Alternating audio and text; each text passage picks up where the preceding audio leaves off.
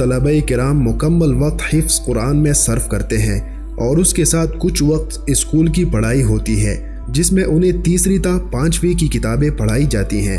رہائشی داخلہ صرف حفظ اور گردان میں ہوتا ہے، جبکہ غیر رہائشی داخلہ ناظرہ قرآن کی بھی ہو سکتا ہے۔ رہائشی داخلے کی شرائط: بچے کی عمر 8 سال سے 11 سال کے درمیان ہو، گردان کے لیے 12 سال تک کی بھی گنجائش ہے۔ ناظرہ قرآن مکمل آتا ہو، لفظی یا اعرابی غلطی نہ ہو، تیسری کلاس تک اسکول پڑھا ہوا ہو۔ غیر رہائشی داخلے کی شرائط: شعبہ قاعدہ ناظرہ میں عمر 7 سال سے 10 سال جبکہ حفظ کے لیے 12 سال تک داخلہ ممکن ہے۔ آمد و رفت کا انتظام سرپرست کی ذمہ داری ہوگی۔ اوقات کار صبح سے عصر تک ہوں گے۔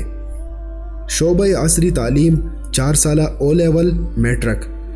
یہ کورس 4 سال پر مشتمل ہے جس میں طالب علم کو آکسفورڈ کا نصاب پڑھایا جاتا ہے اور او لیول کا امتحان دلوایا جائے گا، جبکہ بعض طلبہ کو سائنس گروپ سے میٹرک کروایا جائے گا۔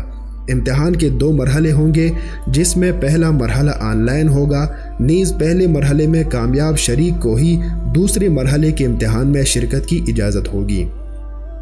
اس کے لیے کیا شرائط ہیں؟ تو جو طالب علم حافظ ہو اس کے لیے شرائط یہ ہے کہ طالب علم کی عمر 13.5 سال سے زیادہ نہ ہو، اردو، انگریزی اور ریاضی میں پرائمری کی استعداد کا حامل ہو، جس کا امتحان تحریری اور تقریری دونوں طرح لیا جائے گا۔ اور اگر کوئی طالب علم حافظ نہ ہو تو اس کے لیے شرائط یہ ہے کہ اس کی عمر 13 سال سے زیادہ نہ ہو، 6ٹھی جماعت کی استعداد ہو، ناظر قرآن مجید، تجوید اور روانی سے قرآن پڑھ سکتا ہو۔ نوٹ: اس شعبے میں صرف اسی طالب علم کو داخلہ دیا جائے گا جو کہ او لیول کے بعد جامعہ ہاضہ میں اپنی دینی تعلیم کو جاری رکھنا چاہتا ہو۔ 2 سالہ میٹرک۔ اس 2 سالہ کورس میں 8ویں پاس طلبہ کو 2 سال میں میٹرک سائنس گروپ سے کروایا جاتا ہے۔ اس کے لیے شرائط یہ ہے کہ طالب علم کی عمر 15 سال سے زیادہ نہ ہو، ریاضی، انگریزی، سائنس اور اردو پڑھنے، املا اور خوشخطی کا 8ویں جماعت کا امتحان ہوگا۔ حافظ قرآن کو ترجیحی بنیادوں پر داخلہ دیا جائے گا۔ نوٹ: صرف اسی طالب علم کو داخلہ دیا جائے گا جو کہ میٹرک کے بعد جامعہ ہاضہ میں اپنی دینی تعلیم کو جاری رکھنا چاہتا ہو۔ مرکز اللغۃ العربیہ اے لیول۔ اس 1 سالہ کورس میں عربی زبان سکھائی جاتی ہے اور اس کے ساتھ اے لیول یا انٹر کروایا جاتا ہے۔ اے لیول اور انٹر کا سلسلہ مرکز کے بعد بھی 3 سال مزید چلے گا۔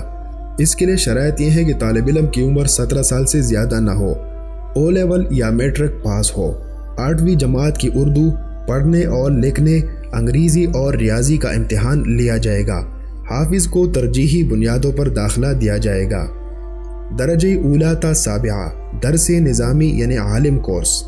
اس کے لیے شرائط یہ ہے کہ طالب علم کی عمر 18 سال برائے اولی اور 24 سال برائے 7 سے زیادہ نہ ہو، سابقہ وفاقی، غیر وفاقی سالانہ امتحان میں ممتاز درجات کے ساتھ کامیابی ہو، صرف اور نحو میں درجے کے لحاظ سے پختگی ہو، عربی زبان کی استعداد، تحریر اور تکلم درجے کی مناسبت سے ہونا ضروری ہے، اردو خط اور املا کا امتحان ہوگا۔ ثالثہ کے لیے مختصر القدوری، علم الصغا، ہدایت النحو، رابعہ کے لیے کنز الدقائق، کافیہ، اصول الشاشی تقریری، خامسہ کے لیے شرح الوقایہ، شرح الجامع، نور الانوار تقریری، سادسہ کے لیے ہدایہ حسامی، مختصر المعانی تقریری اور سابعہ کے لیے ہدایہ جلد نمبر 3 جلالین اول شرح العقائد تقریری کا امتحان ہوگا۔ میٹرک یا مڈل تک عصری تعلیم پڑھا ہوا ہو، ان درجات کی سند داخلہ کے وقت پیش کرنا ضروری ہے۔ تخصص فی الافتاء۔ اس 1 سالہ کورس میں طالب علم کو فقہ میں مہارت اور فتویٰ نویسی کی تعلیم دی جاتی ہے۔ اس کے لیے شرائط یہ ہے کہ دور حدیث کے سالانہ امتحان میں درجہ امتیاز کے ساتھ کامیاب ہو اور درس نظامی کی تمام درجات میں ممتاز یا اکثر درجات میں ممتاز امیدوار کو ترجیح دی جائے گی۔ عربی اور اردو زبان کی استعداد، تحریر اور تکلم عمدہ ہو۔ 2 امتحان ہوں گے، تقریری اور تحریری۔ مشکات المصابیح کامل، ہدایہ ثالث بمافقہ اصطلاحات تمام ابواب، نور الانوار کا امتحان لیا جائے گا۔ اگر آپ کو اپنے بچے کا داخلہ جامعہ بیت السلام میں کروانا ہے تو مذکورہ بالا تواریخ یعنی 22 مئی سے ہی آپ کو جانا ہوگا اور جلدی کیجیے تاکہ دیر نہ ہو جائے، آپ سے داخلہ مس نہ ہو جائے۔ السلام علیکم ورحمۃ اللہ وبرکاتہ.